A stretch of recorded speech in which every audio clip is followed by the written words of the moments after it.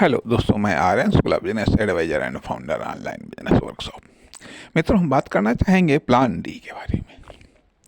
हम बात कर चुके हैं प्लान ए के बारे में, प्लान बी के बारे में और प्लान सी के बारे में।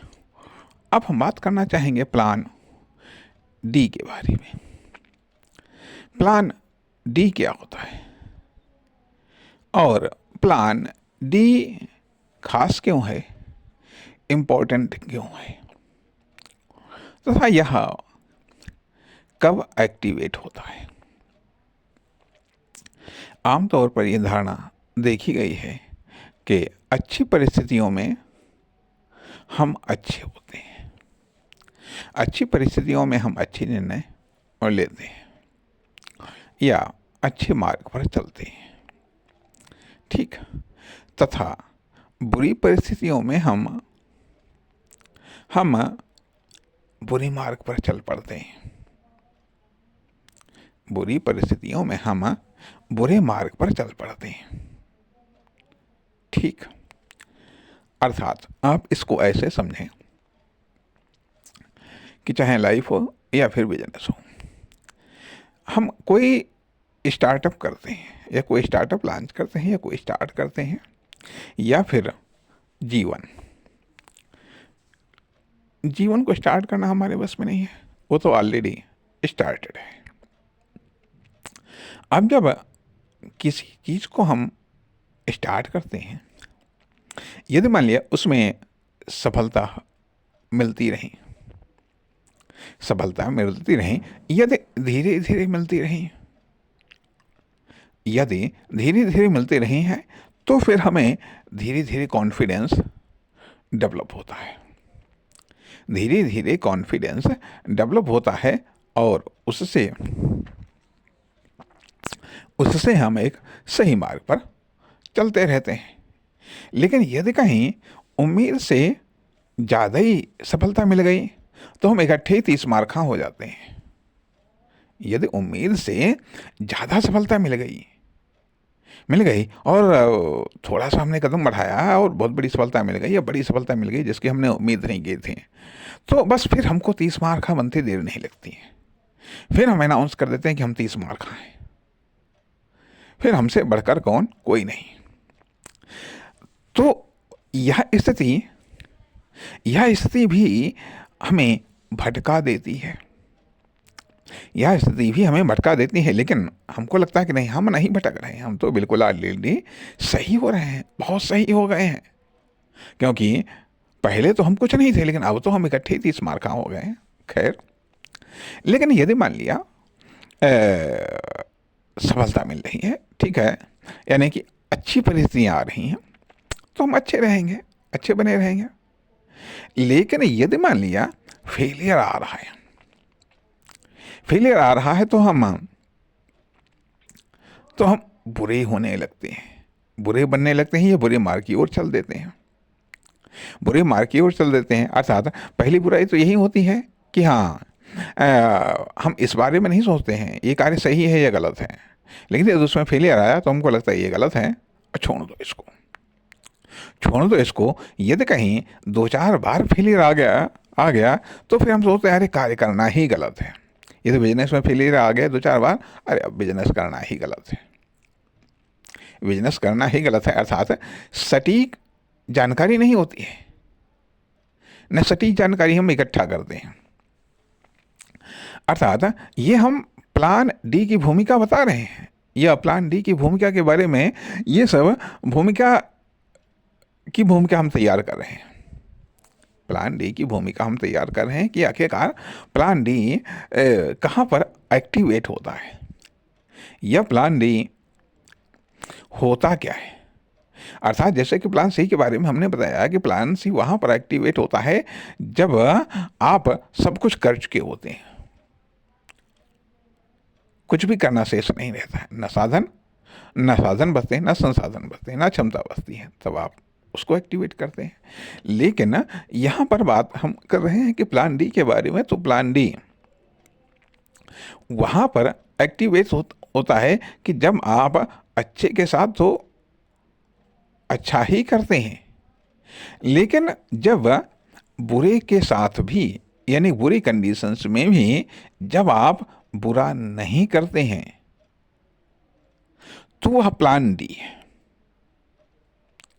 कहने का अर्थ यह बनता है कि मान लिया, ठीक है, यदि हमने कोई कार्य किया, ठीक है, कोई कार्य किया और वहां पर हमको सफलता नहीं मिली, वहां पर सफलता नहीं मिली तो ठीक है, वहां से हम आगे नहीं बढ़ पाए, लेकिन उस पॉइंट पर तो हमें रहना ही है। लेकिन यदि उस पॉइंट से हम पीछे माइनस में जाते हैं, उस पॉइंट से यदि हम माइनस में जाते हैं तो वो जो माइनस में नहीं जाना है, कैसे नहीं जाना है या माइनस में न जाएं, इसके लिए जो कुछ करना है वह प्लान डी में आता है। वह प्लान डी में आता है। कहने का अर्थ यह बनता है कि मतलब फेल होने पर जो और फेलियर जनरेट होता है तो वो और फेलियर जनरेट न हो, जितना हम फेल हुए हैं उतना ही फेल, ठीक है, उसके आगे और फेलियर जनरेट न हो, और फेलियर जनरेट न हो तो उसके लिए जो कुछ करना पड़ता है वह प्लान डी में आता है।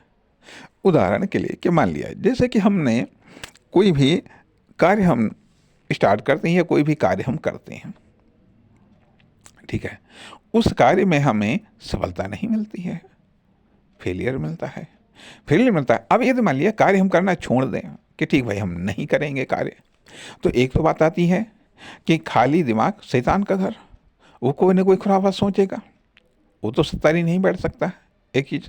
दूसरी चीज़, आदमी भी सत्तारी नहीं बैठ सकता, वो यदि सही कार्य नहीं करेगा तो वह गलत कार्य पक्का करेगा, यदि कुछ आबाद नहीं करेगा तो वह बर्बाद जरूर करेगा, या तो खुद को ही बर्बाद करेगा नहीं तो दूसरे को बर्बाद करेगा, अर्थात नहीं कुछ है तो अपना टाइम बर्बाद करेगा, खुद पर किया जाने वाला इन्वेस्टमेंट बेकार करेगा।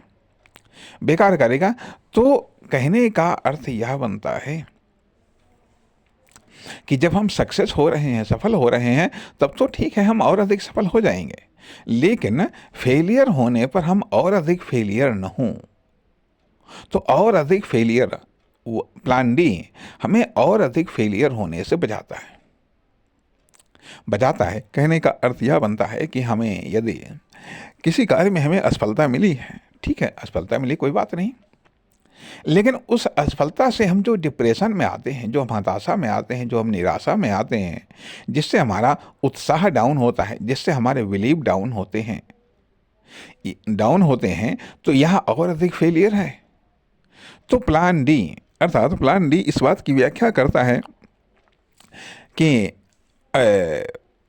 जिससे हम और अधिक फेलियर नहीं होते, इसलिए इस प्रकार के प्लान डी हमें बना करके रखना चाहिए कि फेल हों लेकिन और अधिक फेल न हो, इससे हमारा जो बेसिक स्ट्रक्चर है वह अप्रभावित रहे। यदि बेसिक स्ट्रक्चर हमारा डैमेज हो गया, बेस हमारा डैमेज हो गया, तो निश्चित तौर पर हम और अधिक फेल हो जाते हैं। फेल होना कोई गलत बात नहीं है, लेकिन और अधिक फेल होना यह गलत है। कहने का अर्थ यह बनता है कि फेल होने पर जो हमारे अंदर हताशा, निराशा या मान लिया गलत मार्ग पर भटकाव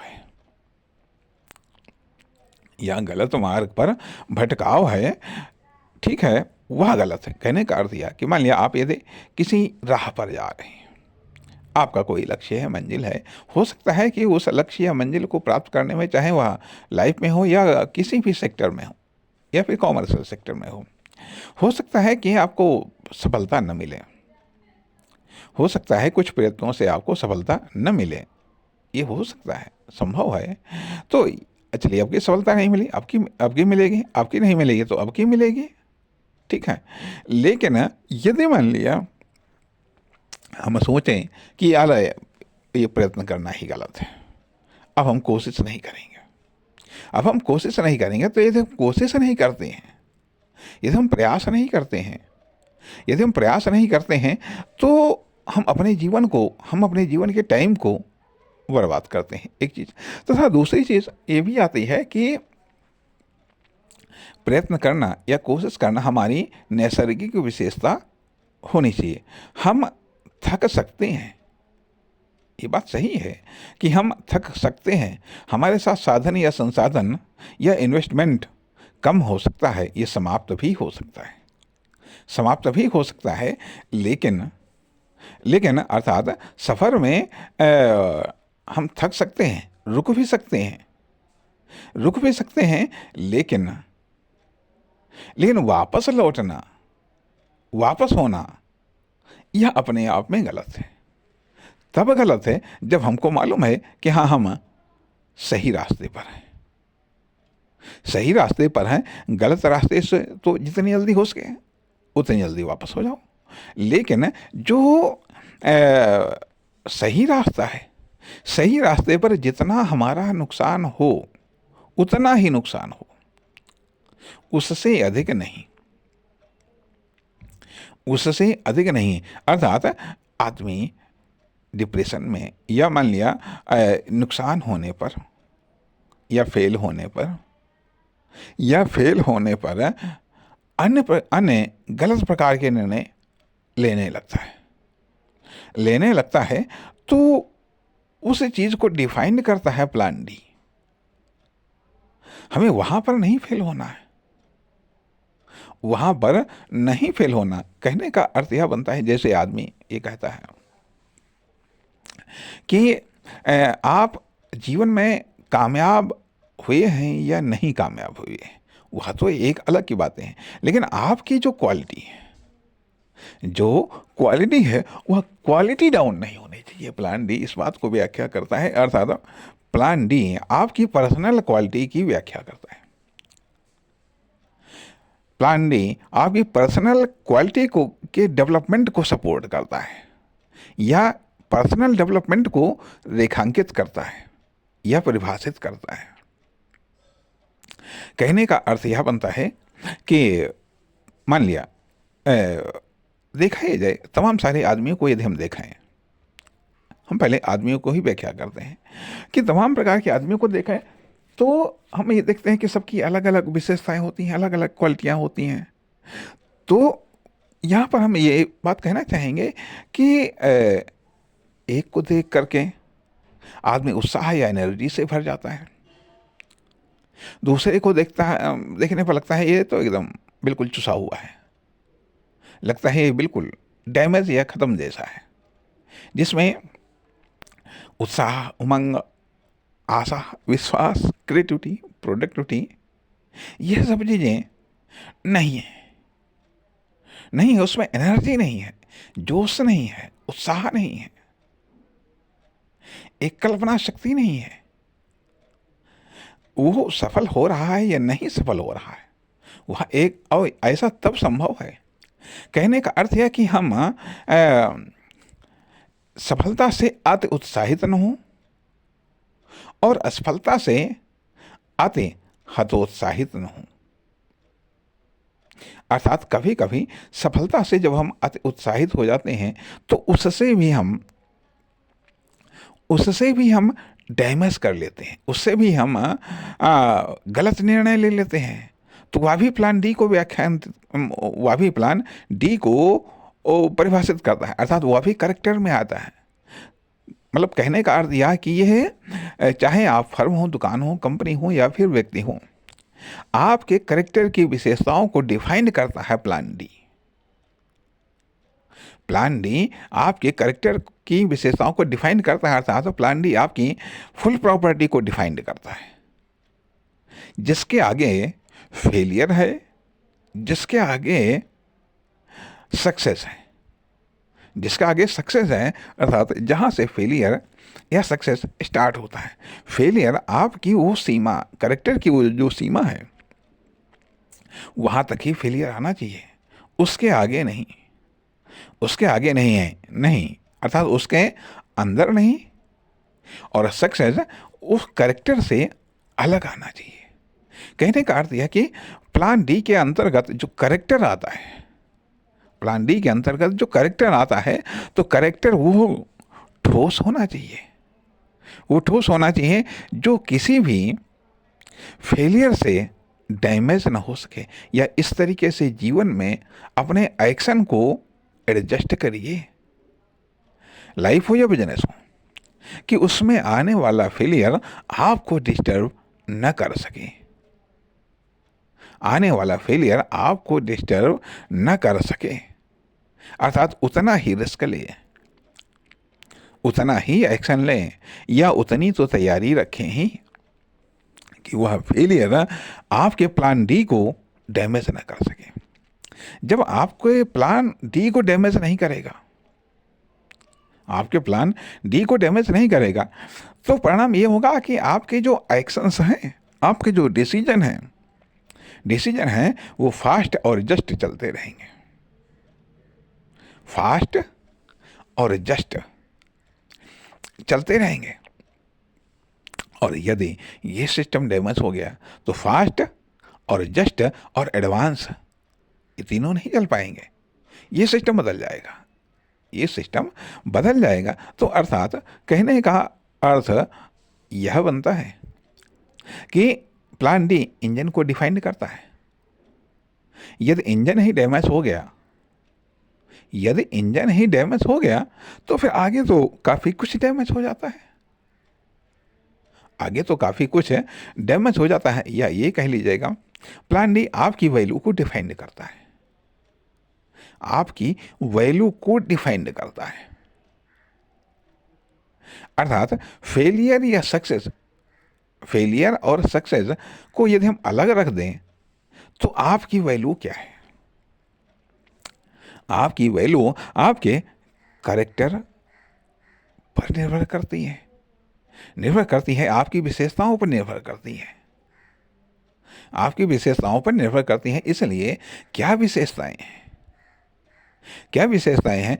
तो यहाँ पर हम कहने का अर्थ हमारा यह है कि जब प्लान डी हमारा स्ट्रांग नहीं होता है, प्लान डी जब हमारा स्ट्रांग नहीं होता है तो हम फेल हो जाते हैं, मतलब हम फेल होने पर और अधिक फेल हो जाते हैं और परिणाम कभी कभी समाप्त हो जाती हैं, या कभी कभी फेल होने पर हम इतना अधिक फेल हो जाते हैं कि दोबारा बाउंस बैक कर ही नहीं पाते हैं, दोबारा हम बैक एक्शन ले ही नहीं पाते हैं, या पुनः रिपीट एक्शन ले ही नहीं पाते हैं। ऐसा तब होता है जब हमारा प्लान डी कमज़ोर होता है, जब हमारा प्लान डी कमज़ोर होता है तो यह फेलियर होने पर और अधिक फेल हो जाता है, और या फिर सक्सेस होने पर और अधिक उत्साहित हो जाता है। और उत्साहित कहने का अर्थ कि वो मतलब तुरंत वो 30 मार खा बन जाता है, और जब वो 30 मार खा बन जाता है तो सोचता है कि हम जो भी करेंगे उसके रिजल्ट सब बेहतर ही आएंगे, क्योंकि हम 30 मार खाएं। और परिणाम कि वो फिर ऐसे निर्णय लेता है जिसके परिणाम गलत आते हैं, और जहां वो परिणाम गलत आए तो वो फिर और अधिक डैमेज हो जाता है। कहने का अर्थ है कि जिस तरीके से दूध में उबाल आता है, दूध को आग पर चढ़ा दो, उबाल आता है, नहीं उबाल आएगा तो नहीं, बिल्कुल शांत रहेगा, और जब उबाल आएगा तो वो फिर, और जहाँ पानी की 2-4 बूंदें छींटे पड़ी कि तुरंत वो उबाल बैठ जाता है। तो कहने का अर्थ यह बनता है कि कभी कभी सक्सेस, यदि प्लान डी कमजोर है तो छोटी भी सक्सेस आप में उबाल ला देंगी, छोटी भी सक्सेस आपके लिए आग का काम करेंगी, और वो आपके कैरेक्टर रिएक्शन में उबाल लाएंगे और आपकी प्रॉपर्टी अचानक से बहुत बढ़ जाएगी, जिस तरीके से जब दूध में उबाल होता है तो ऐसा लगता है कि पूरा बर्तन दूध से भर गया है, वास्तविकता से कई गुना अधिक आभास होने लगता है। कई गुना अधिक आभास होने लगता है। और फिर जहाँ पर जरा सा वास्तविकता की ठोकर लगी कि वो सारा का सारा उबाल बैठ जाता है जो वर्तमान में भी है, वो उससे कम हो जाता है। नमस्कार, धन्यवाद।